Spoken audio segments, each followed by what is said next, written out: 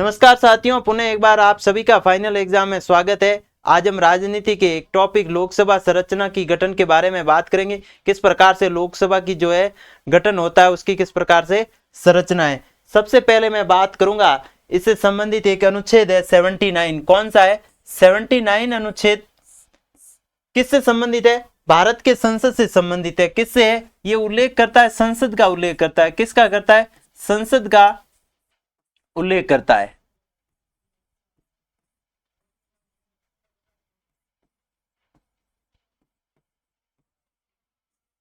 संसद का उल्लेख करता है 79। संसद कितने भागों से मिलकर बनती है? संसद 3 भागों से मिलकर बनती है। पहला भाग कौन सा है?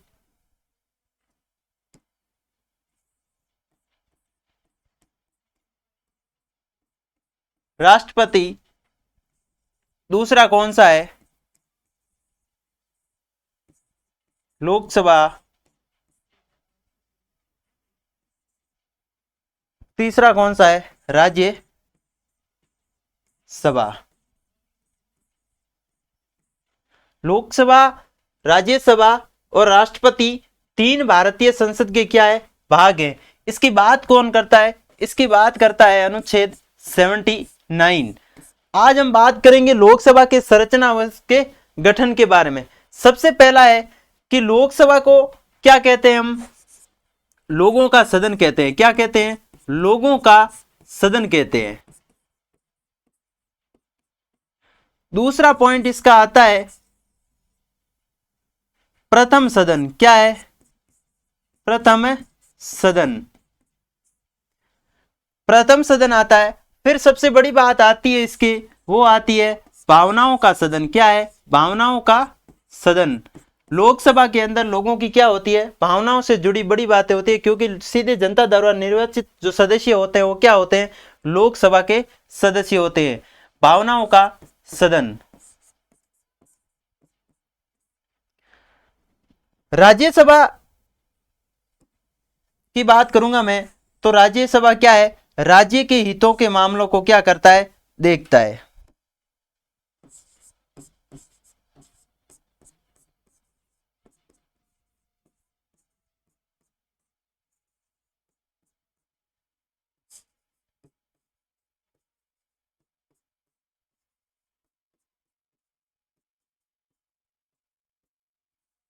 देखता है किसके? राज्य के हितों को, मामलों को देखता है।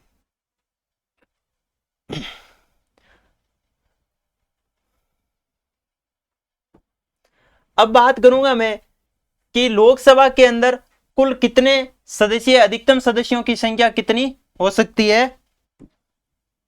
पहला पॉइंट,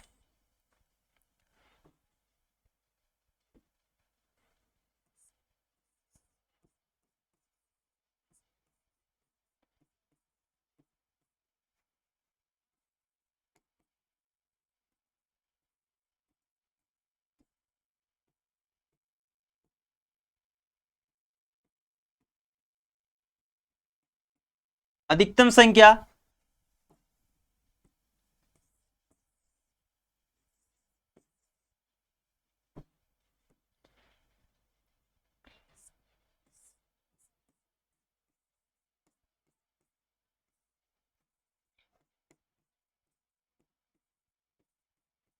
वर्तमान में संख्या। तीसरा पॉइंट है मनोनीत संख्या।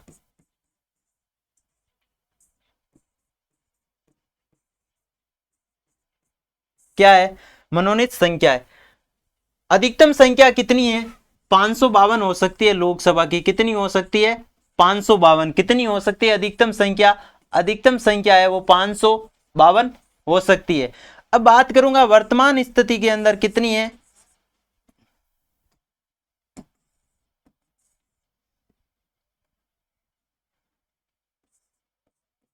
पांच सौ 545 सदस्य हैं। मनोनीत कितने हैं? 2 सदस्य है। इनको मनोनीत सदस्य 500, आप बताओगे कि अधिकतम संख्या 552 है, तो फिर 545 कैसे हुई? जो पाकिस्तान अधिकृत क्षेत्र है पीओके, उसमें क्या है, 7 सदस्यों की जो संख्या कम पड़ रही है, वो पाकिस्तान के अधिकृत होने के कारण अभी सदस्यों की संख्या कितनी है? 545 है। और दो जो है मनोनीत सदस्य है वो कौन से हैं? मनोनीत सदस्य को राष्ट्रपति मनोनीत करता है, एंग्लो इंडियन के सदस्यों को, जो एंग्लो इंडियन के समुदाय है उनको मनोनीत करता है। अनुच्छेद की बात करूंगा तो इसका उल्लेख करता है 331। कौन सा करता है? 331। इस परिस्थिति में राष्ट्रपति उनको मनोनीत करता है। वास्तविक स्थिति में उसको लगता है कि एंग्लो इंडियन के समुदाय के साथ क्या हो रहा है, पूरी तरीके से लोकसभा में क्या हो रहा है, अन्याय हो रहा है, उनकी सदस्यों को मौका नहीं मिल रहा है। तो इस स्थिति में राष्ट्रपति क्या करता है? दो सदस्यों को मनोनीत करता है।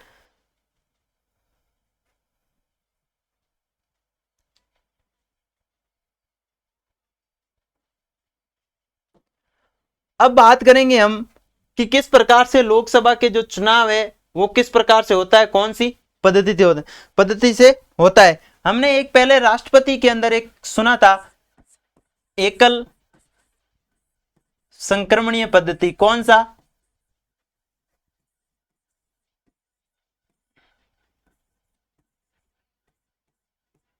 पद्धति, या इसको बोलते हैं अनुपातिक। क्या बोलते हैं? अनुपातिक बोलते हैं। इस पद्धति के तहत राष्ट्रपति का निर्वाचन होता था, यानी राष्ट्रपति का चुनाव होता था। लेकिन यहां क्या है, यहां किसके तहत होता है? पास्ट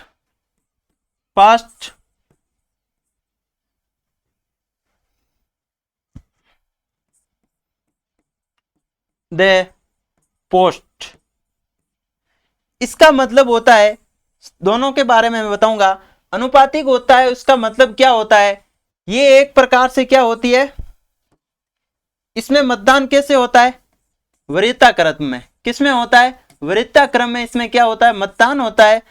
और इसके अंदर वो प्रत्याशी विजेता होता है जो निश्चित कोटा प्राप्त करता है। इसके अंदर वोट का मूल्य कोई समान नहीं होता है, नहीं कोई जरूरी नहीं हो कि समान, कितना भी हो सकता है, अलग अलग होता है। इसलिए इसको क्या कहा जाता है? एकल संक्रमणीय पद्धति। वरीयता क्रम में जो मतदान करता होता है वो वरीयता क्रम में मतदान, और जो प्रत्याशी विजेता होता है उसको सबसे ज्यादा वोट लाने की कोई आवश्यकता नहीं होती है।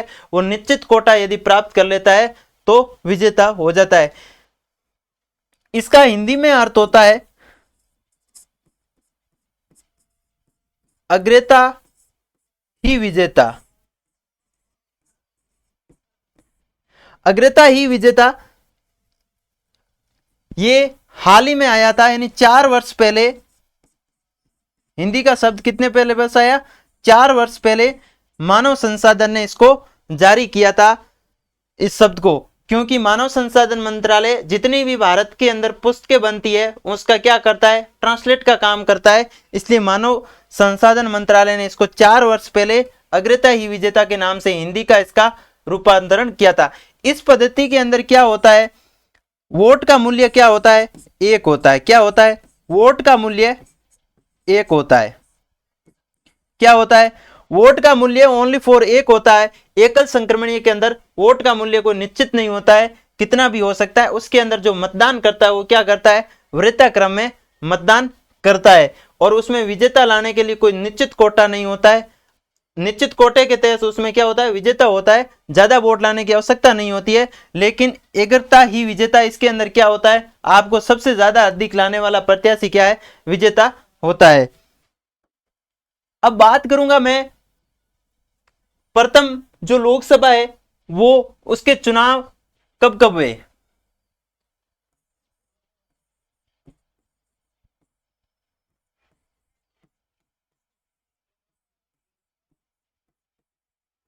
प्रथम लोकसभा, प्रथम लोकसभा के चुनाव की बात करूंगा मैं यहां, तो कब होते हैं? अक्टूबर 1951 से 1952। कब तक? फरवरी तक चलते हैं। कब तक चलते हैं? फरवरी तक इसकी प्रथम वो है। और इसका गठन कब होता है? गठन होता है, प्रथम लोकसभा का गठन होता है वो होता है 17 अप्रैल को। कब होता है? 17 अप्रैल को गठन होता है, 17 अप्रैल 1952 को। 17 अप्रैल 1952 को क्या होता है, प्रथम लोकसभा का गठन होता है। और इसकी प्रथम बैठक कब होती है,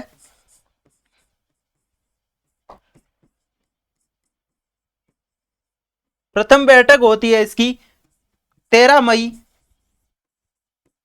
1952 को। अब यहां से प्रश्न ये भी बनता है कि प्रथम बैठक 13 मई 1952 हुई, तो प्रथम लोकसभा का अध्यक्ष कौन था। तो इस पर हम चर्चा करेंगे कि प्रथम लोकसभा का क्या अध्यक्ष कौन था। तो प्रथम लोकसभा का अध्यक्ष कौन था,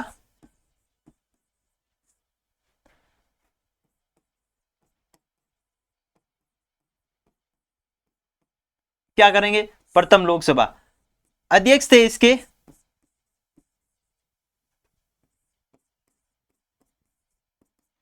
गणेश वासुदेव मावलंकर। कौन थे, मावलंकर थे। वासुदेव, गणेश वासुदेव मावलंकर इसके प्रथम क्या थे, अध्यक्ष थे लोकसभा के। और उसके साथ साथ ये क्या थे, प्रोटेम स्पीकर भी थे, प्रोटेम स्पीकर भी थे, प्रोटेम स्पीकर भी थे। इनका क्या होता है, कार्यकाल के अंदर क्या होता है, निधन हो जाता है। क्या होता है, कार्यकाल के अंदर, एक बड़ी बात है, कार्यकाल के अंदर क्या हो जाता है, इनका निधन हो जाता है।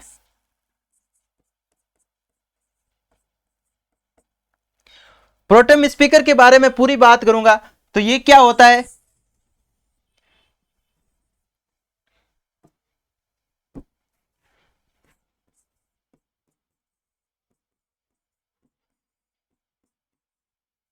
लोकसभा का अस्थायी अध्यक्ष होता है। क्या होता है, लोकसभा का अस्थायी अध्यक्ष होता है।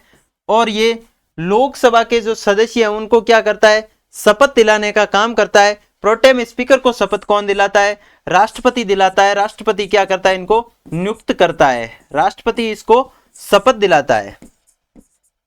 और इसका काम क्या होता है, ये लोकसभा के जो सदस्य है उनको क्या दिलाते हैं, शपथ दिलाते हैं। पद की कोई शपथ नहीं होती है, सिर्फ और सिर्फ सदस्यता की शपथ दिलाते हैं। किसकी दिलाते हैं, सदस्यता की शपथ दिलाते हैं, सदस्यता की शपथ दिला। बात आती है कि प्रोटेम स्पीकर के बारे में हम सुनते हैं कि जो सदस्य सबसे बड़ा यानी सबसे बुजुर्ग होता है उसको चुना जाता है। ऐसा भारतीय संविधान के अंदर ऐसा कुछ नहीं है, लेकिन एक परंपरा बनी हुई है कि सबसे जो बुजुर्ग होता है यानी सबसे बड़ा सदस्य होता है उसको क्या चुनते हैं, प्रोटेम स्पीकर चुनते हैं। अगर यदि चुन लिया जाए, यदि प्रोटेम स्पीकर छोटे को भी चुन लिया जाए यानी बड़े को न चुनकर, तो उसको हटाया नहीं जा सकता है, उसको राष्ट्रपति क्या करेगा, नियुक्त करेगा, शपथ दिलाएगा।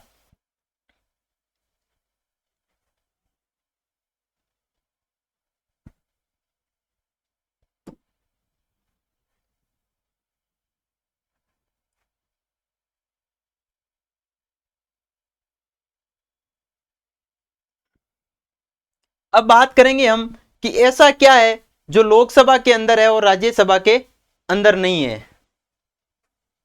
अनुच्छेद 75 की बात करूंगा। पहला पॉइंट उसका है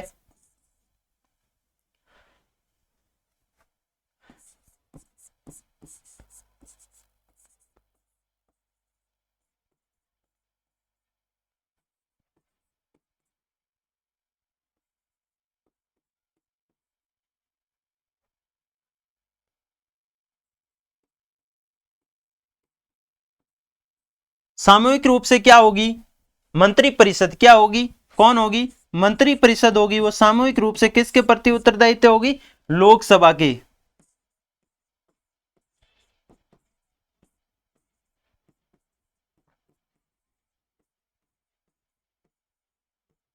किसके होंगे, लोकसभा के सामूहिक रूप से क्या होगी, सामूहिक रूप से मंत्री परिषद क्या होगी, उत्तरदायित्व होगी, किसके होगी, लोकसभा के होगी। प्रश्न बना था ईओ और आरओ के अंदर कि लोकसभा केंद्रीय मंत्री परिषद किसके प्रति उत्तरदायित्व होगी। उसके अंदर ऑप्शन ये नहीं था, लोकसभा नहीं था। ऑप्शन के अंदर पहला ऑप्शन था क्या, राष्ट्रपति। दूसरा ऑप्शन था प्रधानमंत्री, तीसरा ऑप्शन था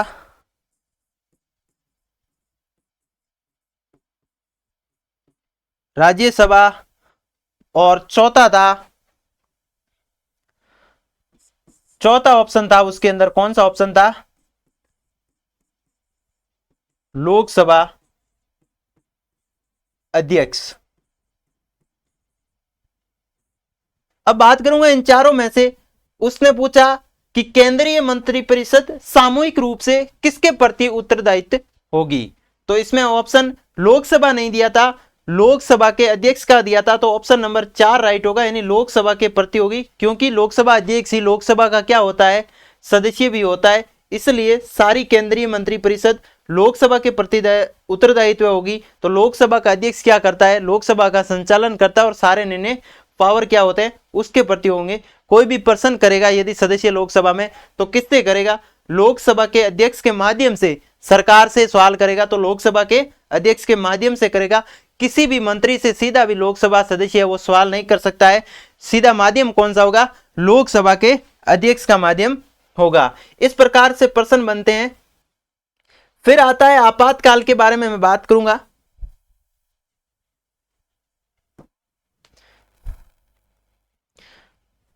अब बात करूंगा मैं एक संविधान संशोधन के बारे में। क्या हुआ था, 91 संविधान संशोधन के तहत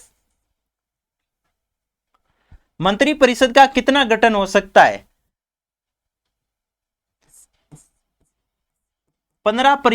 15% है वो मंत्रिपरिषद का गठन हो सकता है। किसका गठन हो सकता है, मंत्रिपरिषद का गठन हो सकता है।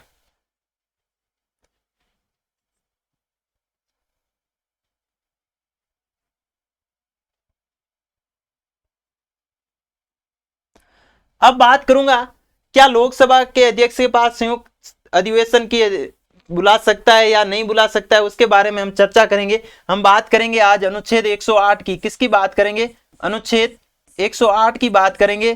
तो 108 के तहत क्या करता है, राष्ट्रपति क्या करता है, संयुक्त अधिवेशन बुलाता है। कौन बुलाता है, राष्ट्रपति बुलाता है। राष्ट्रपति क्यों बुलाता है और इसकी क्या प्रक्रिया है उसके बारे में हम बात करेंगे। तो पहला है, बुलाता कौन है इसको, राष्ट्रपति बुलाता है। कौन बुलाता है, राष्ट्रपति संयुक्त अधिवेशन को बुलाता है।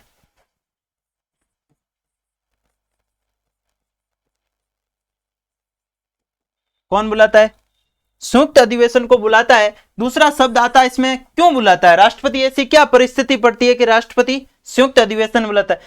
जब किसी भी सदन द्वारा क्या होता है, कोई विधेयक को क्या कर दिया जाता है, पास नहीं किया जाता है या गतिरोध बनता है उस विधेयक के ऊपर, तो उस समय राष्ट्रपति क्या करता है, संयुक्त अधिवेशन बुलाता है। फिर बात आती है इसकी प्रक्रिया के ऊपर। प्रक्रिया क्या है, इसकी अध्यक्षता कौन करता है, संयुक्त अधिवेशन की लोकसभा अध्यक्ष करता है। कौन करता है, लोकसभा अध्यक्ष क्या करता है, इसकी अध्यक्षता करता है। लोकसभा अध्यक्ष इसकी अध्यक्षता करता है।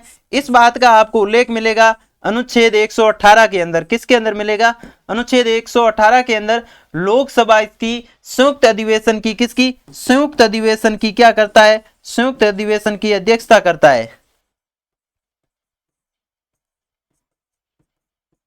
संयुक्त अधिवेशन की अध्यक्षता करता है लोकसभा अध्यक्ष। अब बात करेंगे अनुच्छेद 109 की। किसकी बात करेंगे, 109 की। कौन सा अनुच्छेद, 109 अनुच्छेद के बारे में हम बात करेंगे।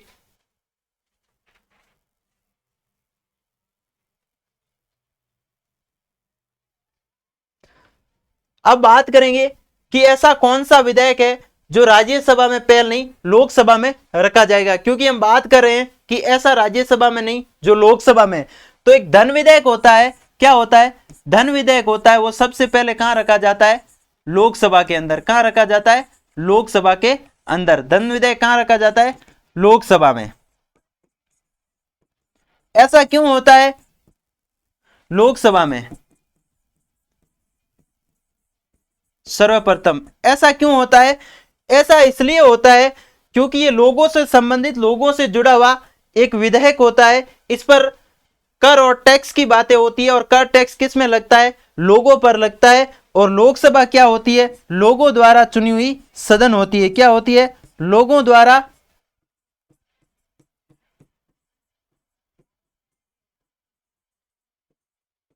चुनी हुई सदन होती है। इसलिए क्या करते हैं साथियों, सबसे पहले धन विधेयक को कहां रखा जाता है? लोकसभा के अंदर रखा जाता है, राज्यसभा के अंदर नहीं रखा जाता है। उसके बाद है जो राज्यसभा के अंदर रखा जाता है। किससे संबंधित होता है ये? करों व टैक्स से संबंधित होता है। किससे होता है? करों व टैक्स से संबंधित होता है, इसलिए इसको लोकसभा में रखा जाता है। अब बात बनती है कि धन विधेयक है कि नहीं है, इसका निर्णय कौन करेगा? तो अनुच्छेद 110 के तहत क्या होगा? 110 इस बात की व्याख्या करता है कि लोकसभा अध्यक्ष क्या करेगा? इसका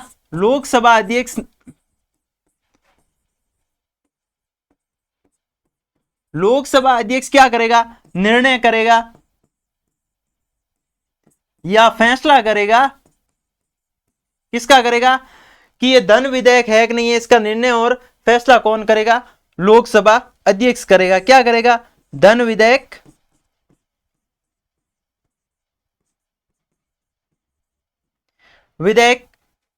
है या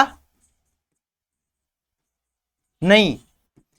अब बात यहां से प्रश्न बनती है कि इसके निर्णय के करने के बाद क्या हम चुनौती दे सकते हैं?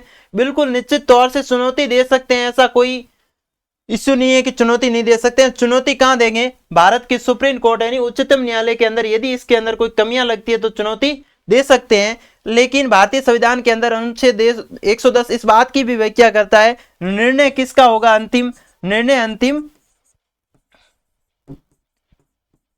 लोकसभा अध्यक्ष का होगा। किसका होगा? लोकसभा अध्यक्ष का अंतिम निर्णय होगा।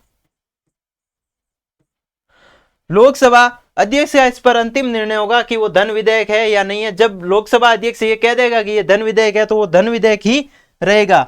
आप चुनौती दे सकते हो, बिल्कुल इसमें कोई संदेह नहीं है, लेकिन फैसला है वो अंतिम किसका रहेगा? लोकसभा अध्यक्ष का रहेगा। तो साथियों आज की इतनी क्लास, फिर हम चर्चा करेंगे एक नई क्लास के साथ। धन्यवाद।